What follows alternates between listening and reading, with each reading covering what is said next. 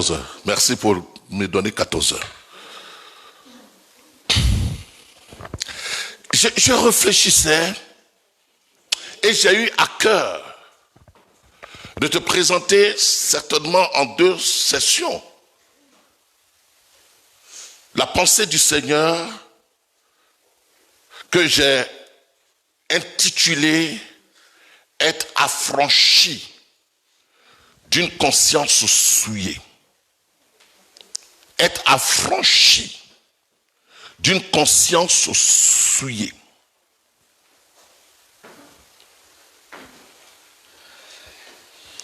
Paul disait à ses contemporains de Galate que c'est pour la liberté que Christ vous a affranchis. Et demeurez donc ferme pour ne pas vous laisser mettre de nouveau sous le joug de la servitude.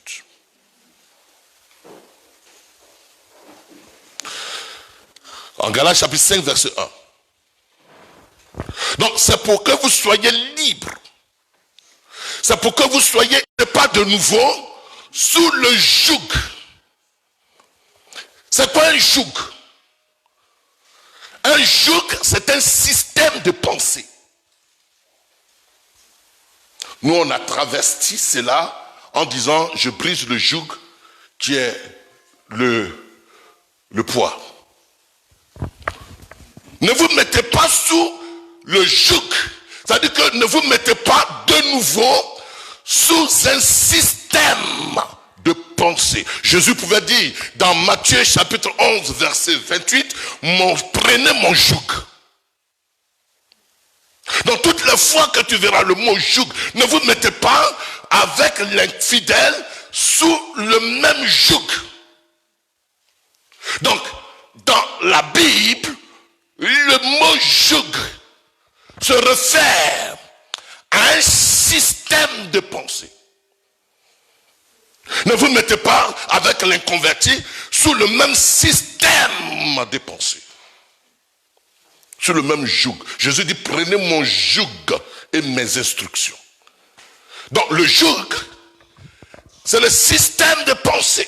Donc vous voyez bien que quand il disait cela aux Corinthiens, les Corinthiens se mariaient avec les païens. Il dit quoi? Vous ne pouvez pas vous mettre sous le même joug, sous le même système de pensée, sous le même principe de pensée. Or, la Bible déclare que c'est pour la liberté que Christ vous a affranchi. Ne vous mettez pas de nouveau sous le joug de la servitude, sous l'enseignement, l'enseignement qui va vous asservir. En effet, il y a des enseignements qui asservissent. Il y a des enseignements bibliques même qu'on tire de la Bible et qu'on dit, la Bible dit. En effet, ils ne savent pas ce qu'ils disent. Parce que la Bible, elle est une bibliothèque. Est une bibliothèque. Quand on dit Bible, c'est une bibliothèque. Et quand tu dis la Bible dit, tu es en train de dire la bibliothèque dit. Parce que dans cette bibliothèque, vous avez les Écritures, vous avez la parole et vous avez les évangiles. Et les Écritures, c'est tout ce qui annonçait Christ. La parole, c'est Christ lui-même, la parole. Et les évangiles, c'est l'explication de ce que Christ est venu faire sur la terre, la révélation de la parole. Je sais que c'est compliqué. Donc, on peut prendre les Écritures et vouloir les appliquer à celui à qui elles ne sont pas, elles ne concernent pas. Et les Écritures peuvent devenir un joug, peuvent devenir un système de pensée qui finit par la servir. Donc on peut prendre la Bible pour t'asservir. On peut prendre même les Écritures pour te manipuler, pour te priver de ta liberté, pour faire croire que c'est ce que Dieu dit, alors que Dieu ne dit pas. Donc quand je dis être affranchi de quoi? Être affranchi d'une conscience souillée, c'est dire quoi? C'est dire que on peut prendre pour prétexte, entre parenthèses, j'emploie votre mot pour qu'on se comprenne, on peut prendre pour prétexte la parole de Dieu et puis à servir des gens et leur priver de la liberté. Or, Jésus dit, vous connaîtrez la vérité et la vérité vous affranchira. Donc, il y a une parole qui a servi et il y a la vérité qui a franchi. Les religieux utilisent le plus fréquemment les Écritures pour asservir. Ils utilisent la loi pour asservir. Ils utilisent l'Ancien Testament pour asservir. Mais la révélation de la vérité, elle est faite pour rendre libre. Et ce matin, je suis venu pour que tu sois libre. Dis Amen. Je suis venu pour que tu sois libre. Dis Amen. Jésus-Christ est apparu pour que tu sois libre. Dis Amen. Le Saint-Esprit, par la Pentecôte, est arrivé pour que tu puisses avoir la révélation, l'éclairage, pour que tu puisses comprendre les Écritures, tu puisses comprendre la révélation de la parole de Dieu en vue de devenir libre. Pourquoi? Parce que vous allez voir que dans l'église, il y a des gens, ils n'avancent pas, ils ne prospèrent pas, ils ne sont pas libres, ils ne tombent pas tranquilles. Pourquoi? Parce qu'on leur a annoncé un enseignement, une parole. On leur a annoncé un évangile qui n'est pas celui que Dieu dit. Je vais vous donner un exemple parce qu'on n'a pas assez de temps. Je vais vous donner un exemple. En Jean 3. Rapidement. 1 Jean 3. 1 Jean 3, verset 19 à 21. 3, verset 19 à 21. Je lis la parole de Dieu. 1 Jean 3. 1 Jean 3. Par là, nous connaîtrons que nous sommes de la vérité. Oui. Et nous rassurerons nos cœurs devant lui. Je continue, papa? Oui, jusqu'au 21. Car si notre cœur nous condamne, Dieu est plus grand que notre cœur et il connaît toutes choses. Bien-aimés, si notre cœur ne nous condamne pas, nous avons l'assurance devant Dieu. Amen. Amen. Donc vous voyez bien que une conscience souillée, c'est d'elle dont je vais parler. C'est la conscience qui permet à notre cœur de nous condamner. Ici, Jean dit, si notre cœur vous condamne, si votre cœur vous condamne, c'est ça? Si notre cœur nous condamne, Dieu est plus grand que notre cœur. Au fait, quand on ne comprend pas ça, on veut dire que si ton cœur te condamne, c'est que Dieu est plus grand que ton cœur, il te condamne plus. C'est le contraire. Vous voyez qu'on peut être assis dans l'église et puis son cœur te condamne. On peut être assis avec un cœur qui te condamne. Avec un cœur rempli de regrets, rempli de culpabilité, rempli d'affliction, rempli de tristesse, rempli de quoi? De ne pas être content de soi. rempli de quoi? De mépris de soi. Rempli de quoi? Je souffre ce matin. Notre cœur peut avoir un mépris de nous-mêmes. Notre cœur peut dire, mais est-ce que moi je suis quelqu'un même? Je ne vaux rien. Je ne suis rien. Notre cœur peut nous sous-estimer. Notre cœur peut nous punir. Notre cœur peut même être dégoûté de nous-mêmes. Notre cœur peut nous haïr. Or, la Bible déclare que si notre cœur nous condamne, Dieu est plus grand que notre cœur. Lui ne nous condamne pas.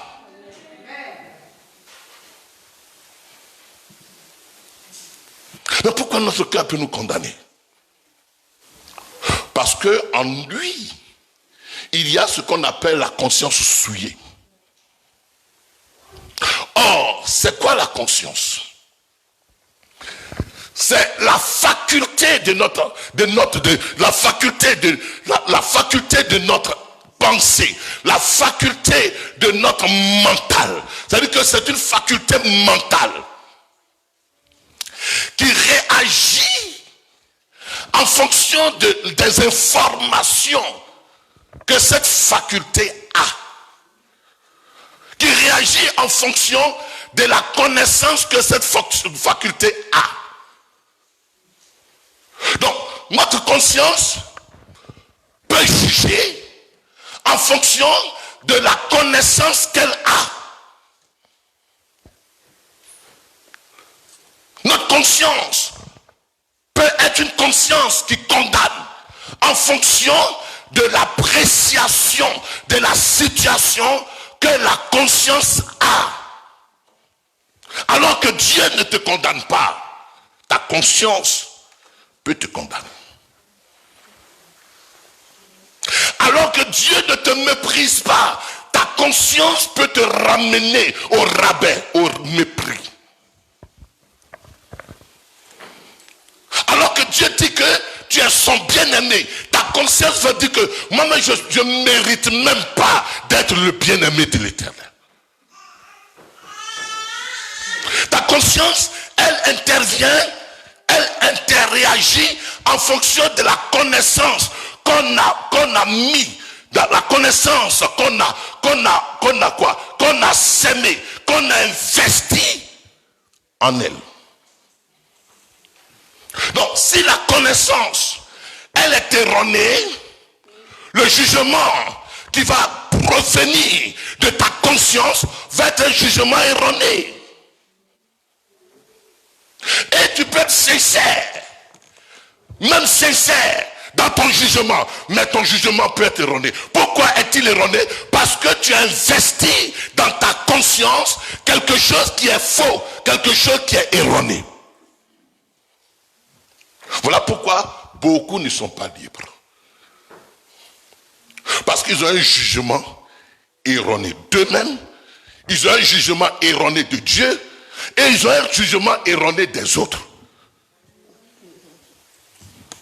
Est-ce qu'on se comprend ce matin? Tu peux vivre avec ta femme et puis avoir une perception négative d'elle, qui n'est pas la perception qui est la vérité.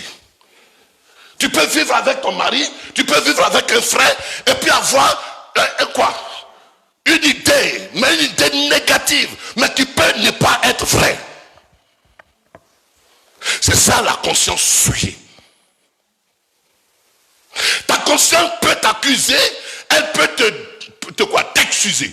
Ta conscience peut te condamner, elle peut te libérer. Ta conscience peut admettre ou elle peut refuser. Tout cela dépend de la connaissance qui est investie dans ta conscience. Est-ce que vous comprenez? Or, quand ta conscience, elle a été éduquée par la religion, ta conscience va réagir en fonction de l'éducation, de la connaissance religieuse qu'elle a eue. Quand ta conscience, elle a été éduquée par des circonstances malheureuses. Ta conscience peut être quoi? Peut être nourrie par ces circonstances malheureuses. Quand ta conscience a été trop affligée, elle a été trop bâclée, elle a été trop méprisée, tu peux avoir un mépris de toi-même. Alors que, en réalité, tu ne vaux pas le jugement que l'on te porte ou que ta conscience te porte. Pourquoi? Parce que ta conscience, elle a emmagasiné des informations erronées. C'est ce que la Bible appelle la conscience souillée. C'est cette conscience qui est formée des croyances, qui est formée des expériences, qui est formée de l'éducation, qui est formée de ce qu'on a investi en elle. Donc il dit, si notre cœur nous condamne, Dieu est plus grand. Tu vois, tu es là souvent et puis tu as l'impression que ta conscience te gronde. Et puis tu n'es pas content. Et puis ton humeur change. Mais en réalité, ça peut être faux. Parce que ta conscience peut te gronder alors que Dieu ne te gronde pas. Les gens peuvent te juger alors que Dieu ne te juge pas. Ta conscience peut être dégoûtée de toi-même alors que Dieu n'est pas dégoûté de toi-même.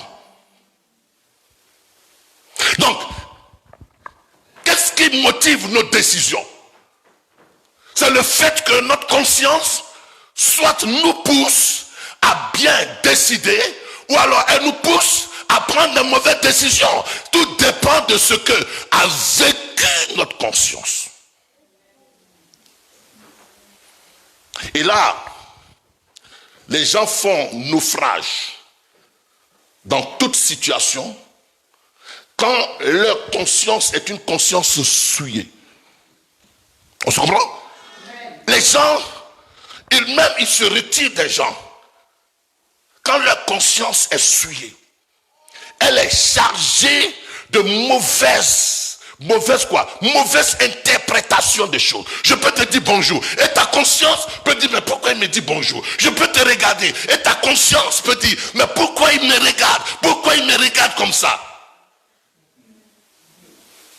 Et beaucoup de relations sont détruites parce que des consciences souillées ont été la cause de beaucoup de retraits, beaucoup de replis, beaucoup de séparations. Pourquoi? Parce que dans la conscience, il y a certaines informations erronées. On se comprend ce matin? Qu'est-ce que ta conscience dit de toi? Une conscience qui a été blessée, elle va finir par blesser. Une conscience qui a été jusque-là méprisée, intimidée, elle va pas se sentir libre. Pourquoi? Parce que toute sa vie, la conscience a enregistré l'intimidation, le mépris, les insultes, les dire que tu ne vaux rien, que tu es ceci, que tu es cela. Et les gens ne peuvent pas être épanouis. Or, Christ nous a appelés à être épanouis. Pourquoi? Parce que leur conscience a enregistré des choses qui sont négatives, soit à leur sujet, soit au sujet des autres. Il y a des gens qui disent, moi je ne veux plus à l'église. Tu vois? Pourquoi? Parce que leur conscience a été négativement marquée. Il y a des gens qui disent que les pasteurs c'est des escrocs. Oui, parce que leur conscience a enregistré un acte d'escroquerie. Les gens qui disent que non, moi je ne me marierai jamais. Je ne me marie pas parce que le mariage, non, ce n'est que souffrance, ce n'est que douleur. Pourquoi? Parce que dans leur conscience, les événements qu'ils ont vécus, les expériences qu'ils ont vécues, les expériences les ont marquées. Et donc la réaction qu'ils ont par rapport à tel ou tel sujet, la réaction est négative par rapport à leur expérience. Et les gens sont malheureux. Ils sont malheureux. Les gens sont intimidés. Les gens ne peuvent pas déployer le potentiel qui est en eux. Les gens ne peuvent pas s'affirmer. Pourquoi? Parce que leur conscience est marquée. Et ils peuvent être sincères. Ils peuvent être sincères. Mais sincères dans l'erreur. Je te donne l'exemple de l'apôtre Paul. Dans Actes chapitre 26. Dans Actes chapitre 26. Les versets 9 à 11. Acte 26. Ne t'en fais pas, on va bientôt finir. Mais comprends ça. Pourquoi la vie spirituelle de plusieurs est médiocre? Mais parce qu'il y a eu quoi? Une semence d'erreur dans leur conscience. Acte 26. Acte 26, Oui. verset 9 et suivant. Oui.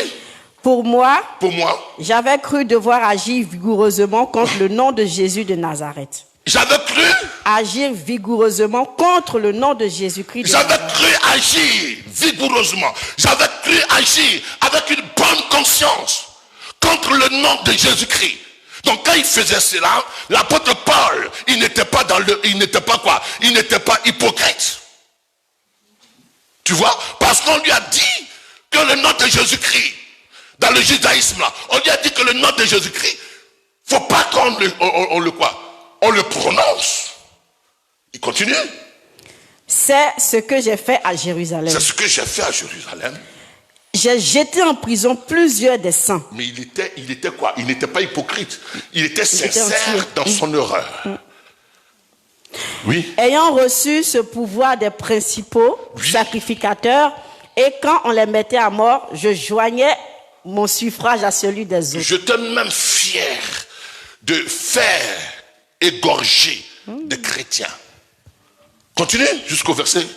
Je les ai souvent châtiés dans toutes les synagogues. Oui. Et je les forçais à blasphémer. Oh. Dans mes excès de fureur contre eux, je les persécutais même jusque dans les villes étrangères. Merci. Amen. Vous voyez bien? Il n'est pas hypocrite en le faisant. Mais pourquoi?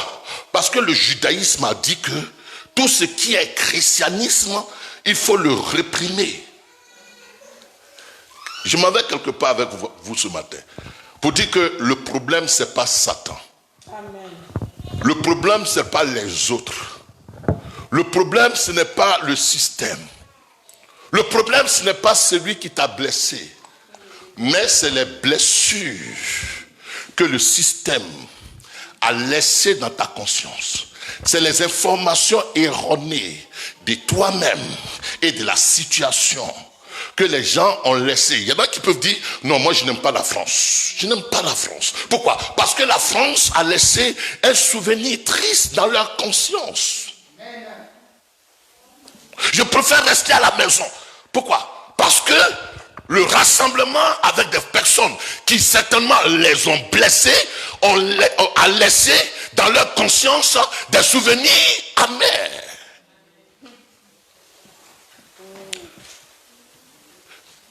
La conscience souillée finit par paralyser le potentiel qui est en toi. On peut agir avec sincérité, on peut être sincère, on peut être déterminé, on peut ne pas être hypocrite dans son erreur. On peut avoir toutes les raisons, mais les raisons sont des raisons souillées, d'une conscience souillée. Bien-aimé, si tu prends des décisions avec une conscience souillée, tu ne seras pas dans la pensée du Seigneur. Tu ne seras pas être trouvé agréable au Seigneur. Pourquoi? Parce que ta conscience, c'est la conscience d'homme. Pourquoi? Quand les gens étaient en train de crucifier Jésus, ils ont dit crucifiez-le. Ils l'ont même crucifié. Qu'est-ce que Jésus a dit? Il dit, Père, pardonne-leur. Parce que quoi? Parce qu'ils ne savent pas ce qu'ils font. Pourquoi? Parce que ce qu'ils étaient en train de faire, pour eux, c'était bien. En fonction de ce que le judaïsme avait investi dans leur conscience. Ils ont crucifié Jésus, croyant faire ce qui est bien. Mais Jésus dit que non, ils sont en train d'agir avec ignorance. L'ignorance souille la conscience. Dans Jean chapitre 5, versets 39 à 40, il dit que quoi? Vous sondez les Écritures, vous pensez avoir en elles la vie éternelle, et vous ne voulez pas me recevoir. Pourquoi? Parce que la religiosité a sémé en eux une conscience souillée, ce qu'on appelle aussi une conscience morte. Est-ce qu'on se comprend ce matin? Tout est question de conscience. Dimanche prochain, je vais continuer parce que c'est important. Vous savez, ta conscience peut être marquée du fait qu'on t'a dit, dans ta famille, il y a trop de sorciers. Il y a trop de sorciers. Et tu vois que c'est la sorcellerie de ta famille qui fait que tu ne peux pas te marier. Il y a un esprit de célibat dans ta famille. Et comme on t'a prêché cela, tu as été, ta pensée a été kidnappée. Tu as été comme sous envoûtement. Tu as pris ça comme une vérité. Et cette vérité-là, elle fait que, en toute situation, tu penses échec. Tu penses que tu vas échouer. Tu penses même que tu es destiné à échouer. Pourquoi? Parce qu'on t'a dit dans ta famille, parce que ta mère était sorcière, ton père était sorcier, parce qu'il y a une malédiction, et donc cela va marquer à vie, ça va marquer ta conscience, et tu vas penser que ce que tu vis, ce que tu traverses, est fonction de cela. Or, tu peux changer la donne, si tu as une conscience qui est éclairée, si tu as une conscience qui n'est pas souillée. Pourquoi? Parce que les prédications qu'on t'a fait entendre, qu'on t'a fait savoir, ont fait comprendre que ta conscience, toi-même, Satan est trop grand, le diable est trop grand, les sorciers sont trop grands, on peut tuer un chrétien, on peut te tuer, tu peux être maudit, tu ne vas jamais avancer. Pourquoi? Ils ont souillé ta conscience. L'objet de ma prédication, c'est de te sortir d'une conscience souillée, afin que le vrai toi soit maintenant manifesté. Parce que dans ta conscience, quand Christ sera établi dans ta conscience, tu verras que tu n'es plus la personne qu'on condamnait autrefois par un tribunal humain, qu'on jugeait par les dires des uns et des autres, qu'on jugeait parce qu'on te voit physiquement, mais ils ne connaissent pas le vrai toi qui est à l'intérieur, qui n'a pas encore été révélé. Mon objectif, c'est que le vrai toi qui est en toi soit révélé, et quand toi-même tu prendras conscience que tu n'es pas ce qui est apparent, ce que les gens pensent, ce que toi-même tu vois sur toi, et qu'à l'intérieur de toi il y a une valeur intrinsèque qui est cachée, qui n'a pas encore été révélée. Le jour où tu comprendras cela, tu seras au-dessus de toutes les injures, de toutes les calomnies, de tous les mépris, de tout ce qu'on dit de toi, et tu pourras t'affirmer, tu pourras te manifester en qualité de fils de Dieu. Oh, oh, oh. Ta conscience dit que, mais, tu vois que toi, l'autre fois là, toi tu mérites de venir à l'église. Vendredi tu as péché, non? Samedi tu as péché, non? Dieu même ne t'accueille pas. Ça c'est ce que ta conscience dit. Oh, Dieu dit, je ne mets pas dehors celui qui vient. Ta conscience peut être un frais entre ce que Dieu pense de toi et de ce que toi-même, dans l'ignorance, tu penses de toi. Alors, je vais te dire une pensée. Est-ce qu'on se comprend ce matin? Une conscience souillée. Une conscience souillée, elle peut être sincère, mais dans l'erreur. Elle peut être sincère, mais dans l'ignorance. Elle peut être sincère, mais dans la religiosité. Non, Dieu m'a maudit. Non, c'est la religion. Dieu ne t'a pas maudit. Vous êtes bénis de toute bénédiction dans les lieux célestes. En Christ, tu es béni. Ta conscience peut être souillée dans une bêtise. Tu vois? Quand ta conscience est souillée, tu peux prendre la bêtise comme quelque chose qui est normal. C'est normal. Non. Ce que Dieu regarde, c'est le cœur. C'est une bêtise religieuse. Tu n'obéis à rien. Tu peux te conforter par ton statut de religieux. Non, Dieu il regarde au cœur, Dieu ne regarde pas ça. Et tu continues dans ta bêtise. Vous voyez bien? Les autres d'autres religions, je ne veux pas les citer, mais sont sincères dans leur religiosité.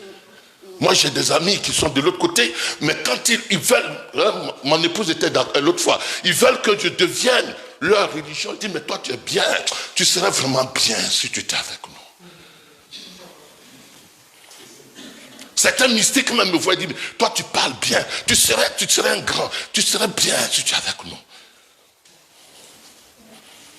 Certains religieux, d'autres religions qui ne sont pas chrétiennes, disent que c'est nous qui détenons la vérité. Et puis elles sont sincères. Elles peuvent faire des carèmes pendant de 30 jours. Elles peuvent s'investir, elles peuvent donner, elles peuvent faire tous les sacrifices qu'il faut parce que quoi? L'information de la religion dit que pour mériter le paradis, tu dois faire des sacrifices. Et ils sont sincères, ils ne sont pas hypocrites.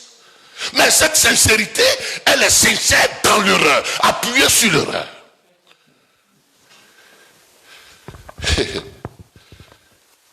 On peut être évangélique et puis être religieux.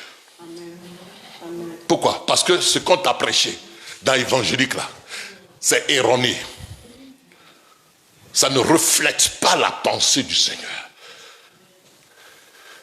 On peut être dans la désobéissance et on croit que non, c'est pas grave. C'est pas grave. Non, c'est pas grave. Pourquoi? Parce qu'on a vu autour de soi des gens divorcés, on a vu autour de soi des gens être dans un statut, dans un tel statut, et puis on pense que c'est normal. Est-ce que vous me comprenez ce matin? Est-ce que vous savez qu'un homme peut se conforter dans sa polygamie? Non, on a vu Abraham qui avait plusieurs femmes. Une femme peut se conforter dans son quoi? Dans sa situation. Et puis non, est-ce que je suis le premier? J'ai vu des pasteurs divorcés, j'ai vu des gens. Donc l'expérience peut conforter quelqu'un dans l'erreur. On peut être rempli de peur, de crainte, de peur. Pourquoi? Parce qu'on a vu des chrétiens que des sorciers ont tué. Mais en réalité, c'est les sorciers qui l'ont tué. Il n'était pas chrétien. C'est toi qui dis qu'il était chrétien. Et donc, comme tu l'as vu, avec sa Bible, en train de prêcher l'évangile, tu ne connais pas son intimité avec le Seigneur. Lui, il était dans l'ignorance. C'est pourquoi ils l'ont tué. Et toi, tu penses que on peut aussi te tuer. Mais pourquoi? Parce que des prédicateurs ont dit, tu vas mourir dans ça. Rectifions notre conscience. Il y en a qui ont peur d'aller au village parce que il y a les sorciers. Il y en a qui ne peuvent pas dormir tranquille parce que la sorcellerie, c'est-à-dire qu'ils ont mis tellement le sorcier au-dessus d'eux et qu'ils ne peuvent plus être libres. Pourquoi? Parce que leur conscience a enregistré la puissance de la sorcellerie au point où la puissance de Dieu qui est en elle, elle est aliénée, elle est anéantie, elle est neutralisée, elle est sans force, elle est inagissante. Pourquoi? Parce que ils ont tellement prêché les liens héréditaires, les malédictions héréditaires, les malédictions de famille, des générations, la sorcellerie. Ils ont tellement prêché cela. Tu es pécheur, tu es ceci, tu es cela. Et donc cela a envoûté leur conscience au point où ils ne sont plus eux-mêmes libres. Que ta conscience soit libérée ce matin. Je m'en vais terminer avec une référence. Ça, ce n'est qu'introduction. On va voir ça plus tard. On va voir ça dimanche prochain. Parce que ta conscience souillée peut mettre en priorité les faits. Peut mettre en priorité les faits. Peut mettre en priorité la réalité. Et elle peut ignorer la vérité. La conscience, elle est souillée lorsque les faits ont une importance. Lorsque la réalité, c'est-à-dire que ce qu'on voit de façon visible a une importance. Et la vérité peut être en dessous. La vérité peut être ignorée. C'est pourquoi l'apôtre Paul disait aux Éphésiens, Je prie que Dieu illumine les yeux de vos cœurs pour que vous sachiez quelle est l'espérance qui s'attache à votre quoi? Quelle est la gloire qui s'attache à votre espérance? Mais les situations qu'on vit au quotidien, ce qu'on vit devant nous, peut nous amener à ignorer même la vérité en Christ. Parce que les faits changent. Les réalités visibles ne sont pas forcément la vérité. Le médecin peut voir la réalité.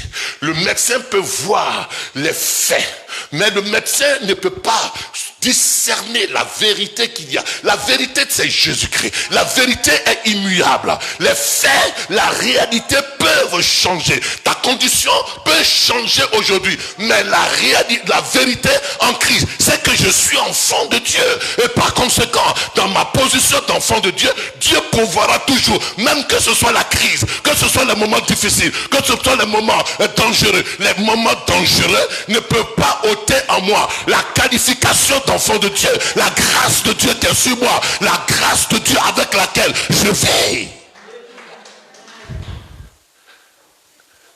Dans la réalité, je suis tombé dans le péché. Dans la réalité, j'ai fait une faute. Mais la vérité dit que je suis enfant de Dieu. Je suis enfant de Dieu. Les gens peuvent me condamner, les gens peuvent me voir autre chose, les gens peuvent me juger. L'apôtre Paul dit que peu importe que je sois jugé par un tribunal humain, ils peuvent te juger selon un tribunal humain, mais la vérité, c'est que l'amour de Dieu à mon égard est un amour inaltérable, un amour parfait, un amour insondable, un amour grand. Les gens peuvent penser autre chose, mais Dieu peut.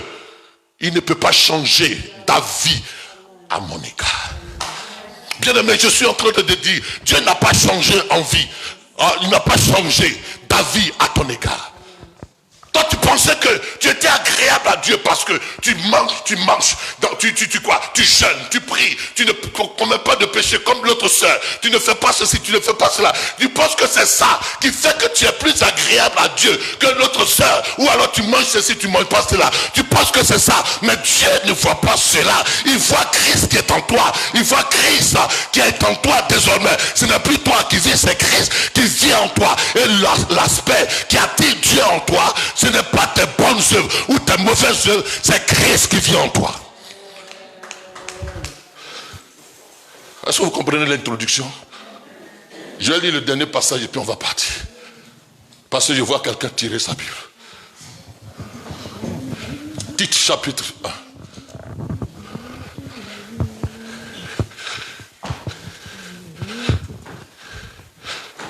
Tite chapitre 1. Tite chapitre 1. Verset 10. On va lire, c'est le dernier passage. Verset 10 à 15. Je lis la parole de Dieu. Il y a en effet, surtout parmi les circoncis, beaucoup de gens rebelles, de vains discoureurs et de séducteurs. Tu vois? C'est des séducteurs, oui. Auxquels il faut fermer la bouche. Ils bouleversent des familles entières, enseignant pour un gain honteux ce qu'on ne doit pas enseigner. Tu vois, on peut enseigner, il peut être sincère dans sa bonne façon de prêcher l'évangile. Tu veux donner 1000 euros, Dieu va le bénir. C'est pas parce que je donne 1000 euros que Dieu va le bénir. Je suis déjà béni.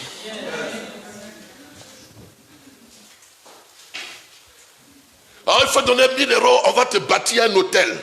Non, Jésus-Christ est pour moi l'hôtel de Dieu. Il peut prendre les Écritures, les commercialiser. Et comme moi je suis dans l'ignorance, alors il peut dire, tiens, Dieu me révèle que je suis dans ton village. Où je suis là, je suis dans ton village. Et dit exactement ce qu'il y a dans ton village. Ça, c'est l'erreur. Ça, c'est la magie. Ça, c'est le mysticisme. Tu ne sais pas qu'il utilise d'autres moyens. Mais Toi, tu peux être sincère étant assis à l'église d'un tel prédicateur. Toi, tu es sincère. Mais lui et toi, vous êtes sincères, mais vous êtes dans l'erreur.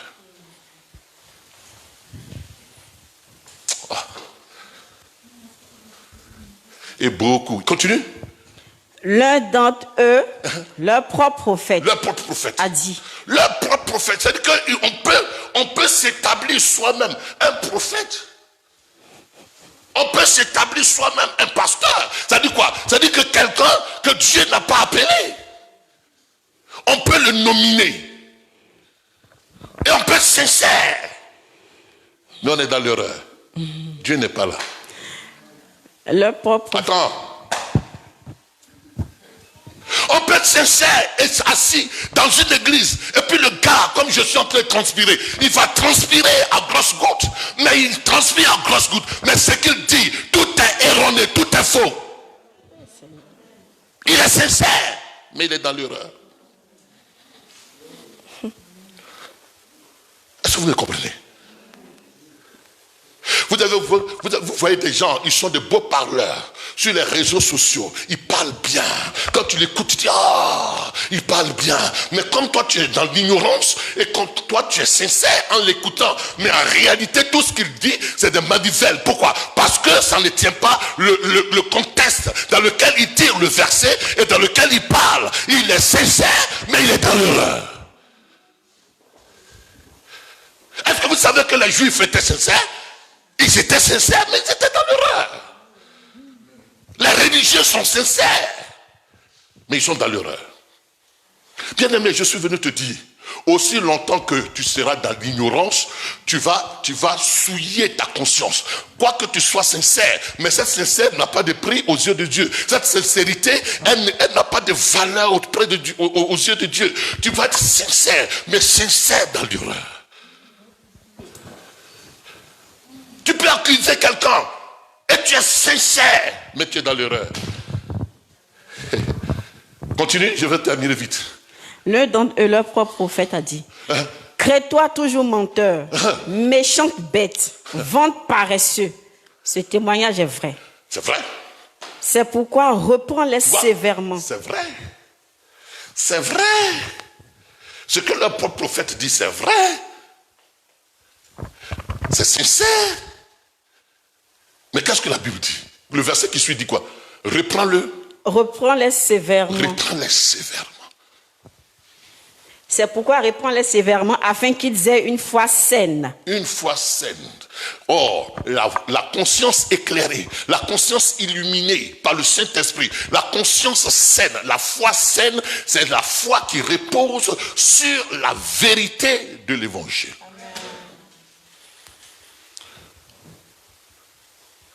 Il dit quoi? Et qu'il ne s'attache pas à des fables judaïques. On peut s'attacher à des fables. À des fables. On va vous raconter des histoires de l'Ancien Testament. C'est des fables. C'est des métaphores. Mais s'ils ne savent pas interpréter, on peut être dans l'erreur. On peut être aussi en quoi? Attaché à quoi? À des fables judaïques et à des commandements d'hommes. À des commandements d'hommes.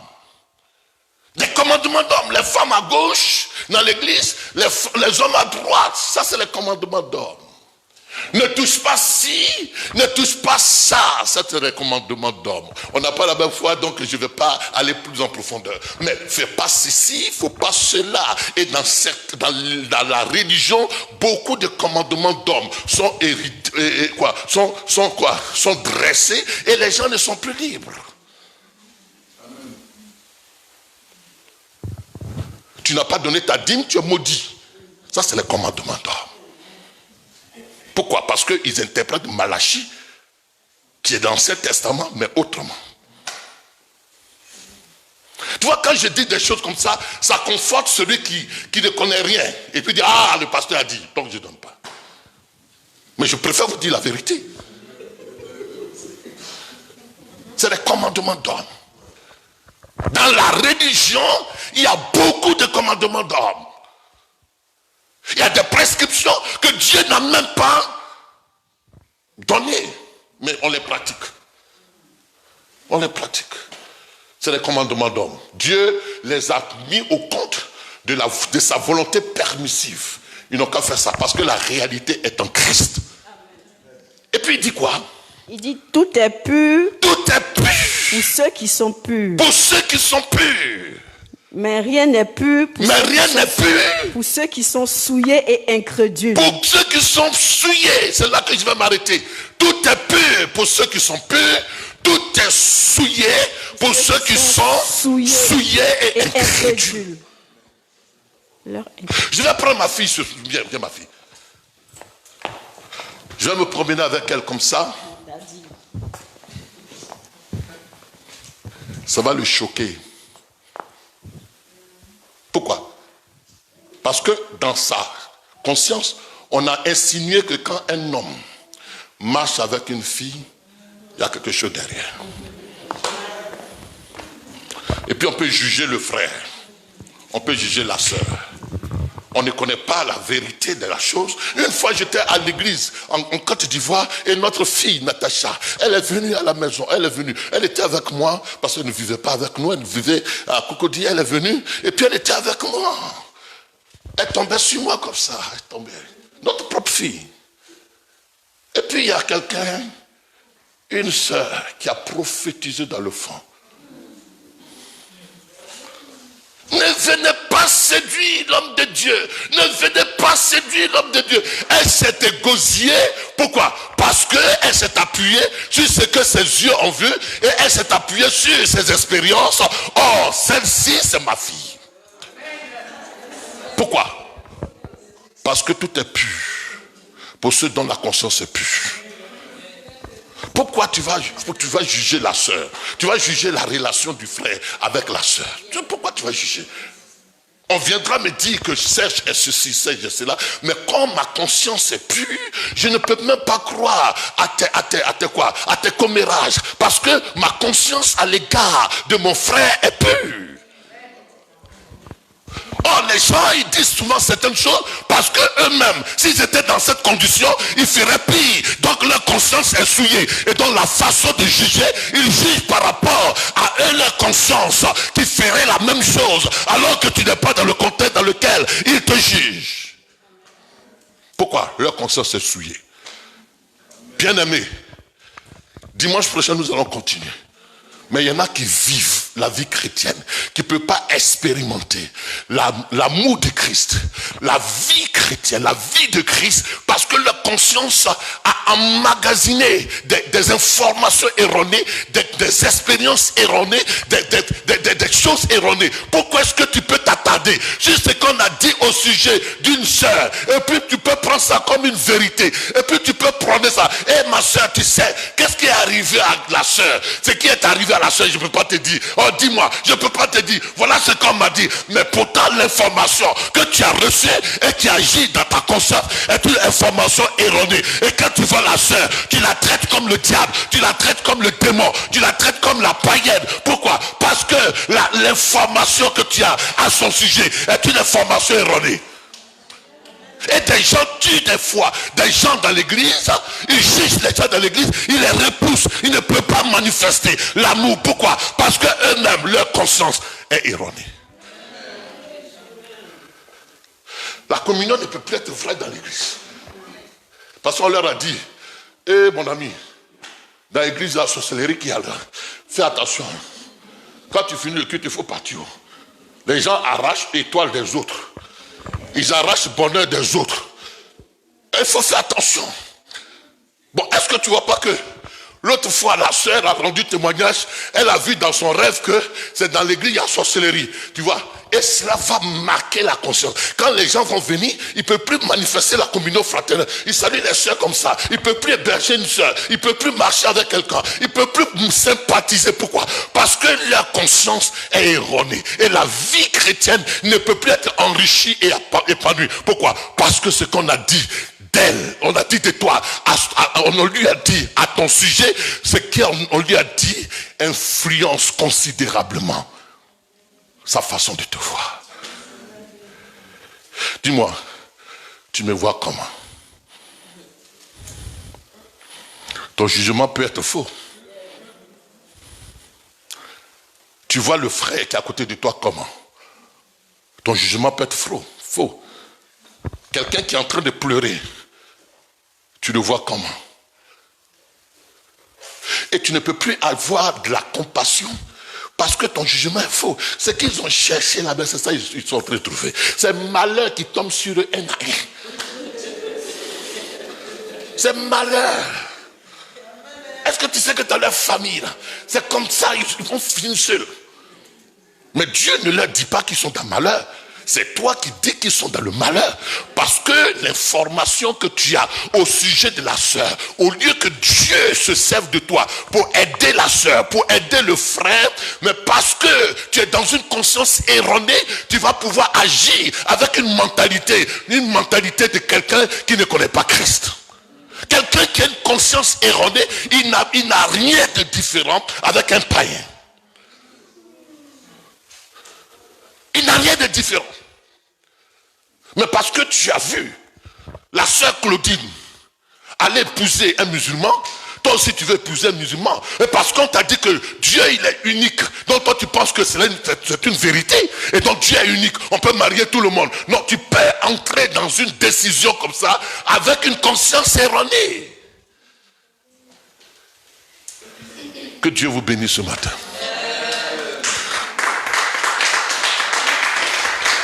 Dis avec moi, Seigneur Jésus-Christ, éclaire ma conscience par le Saint-Esprit. Éclaire ma conscience par le Saint-Esprit.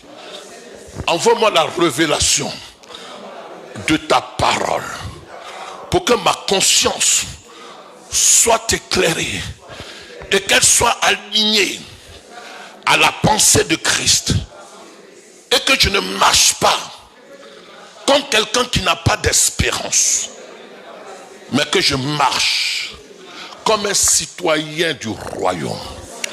Parce que je sais désormais mon identité. Je suis enfant de Dieu. Je suis fils du royaume. Christ a été l'agneau de Dieu qui efface mes péchés. Et je suis vu aux yeux de Dieu comme quelqu'un qui est sans péché. Il n'y a désormais aucune condamnation dans ma vie. Et la Bible déclare que l'acte dont les ordonnances me condamnaient, Christ l'a effacé. Je ne suis plus assujetti à aucune malédiction de famille. Je peux prospérer parce que j'ai revêtu l'identité d'enfant de Dieu. Je suis fils du royaume. Et parce que mon père, il est roi, je suis un prince.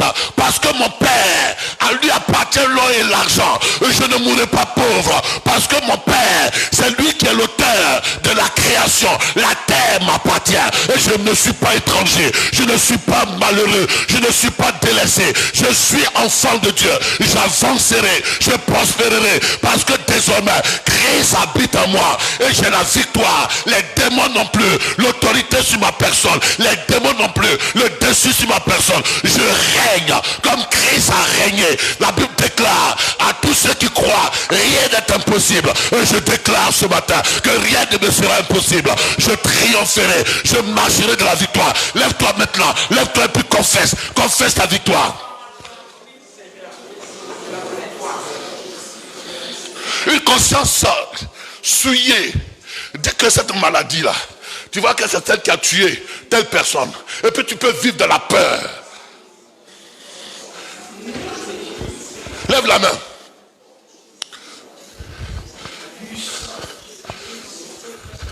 Tu vois, quand il y avait le corona, on voyait des gens mourir. Et la conscience souillée dit que je vais mourir aussi. Quand on voit autour de nous des gens meurent d'AVC, tu dis oh, ça va m'arriver aussi. Quand la maladie que tu portes, les gens disent qu'elle tue, elle va te tuer. Et tu dis oh, je suis foutu. Ta conscience est souillée par l'information. Or, il est écrit que c'est par les maîtres sûrs de Christ que tu es guéri. Et que si l'esprit qui a ressuscité Christ dans les morts, si cet esprit habite en toi, Romains 8:11, il donnera aussi la vie, Zoé, à votre corps mortel. Tu vois, ta conscience peut être souillée. Et puis ta vie chrétienne peut devenir inefficace.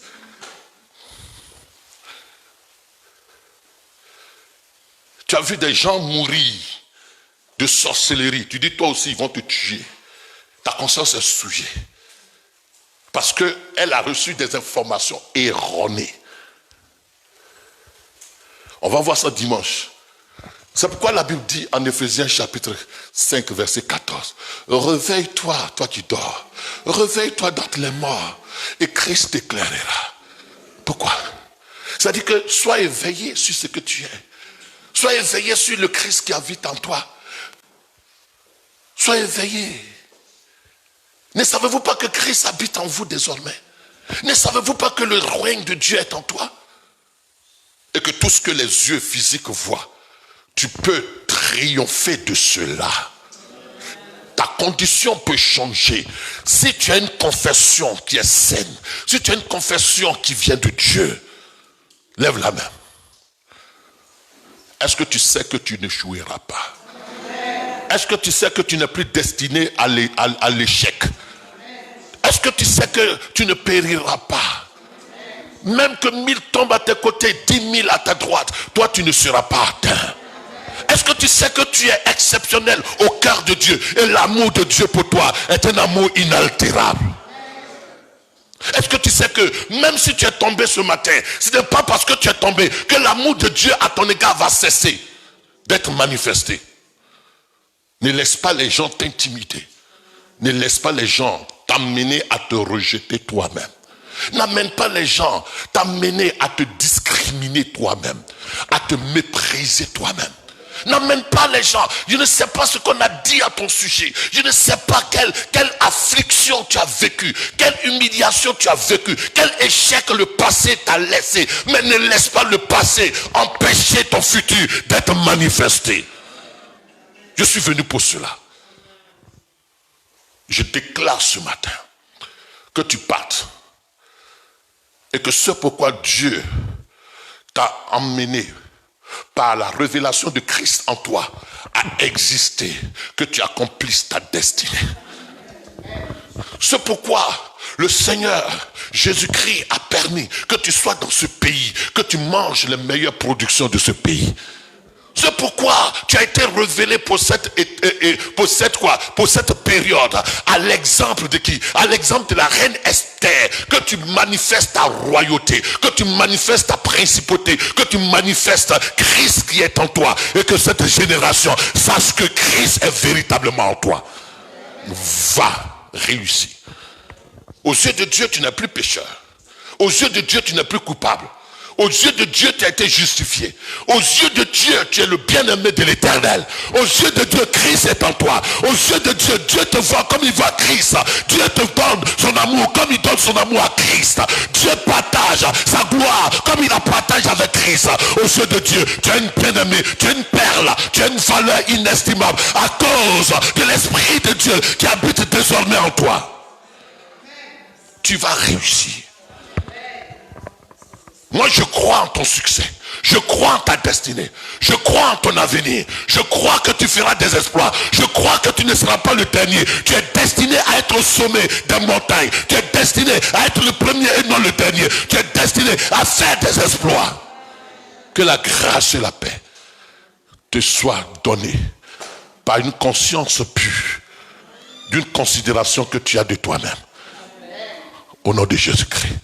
Amen.